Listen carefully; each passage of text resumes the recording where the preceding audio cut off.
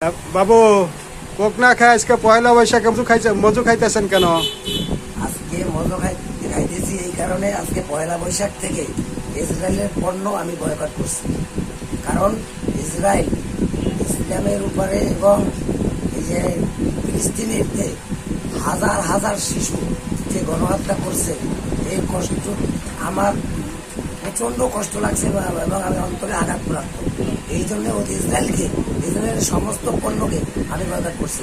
আমার বাসায় যত ইসরায়েলের পণ্য টুকটাক যেগুলো ছিল আমি সব রাস্তায় ফেলাই দিয়েছি, বাইঙ্গা ফেলাই দিয়েছি।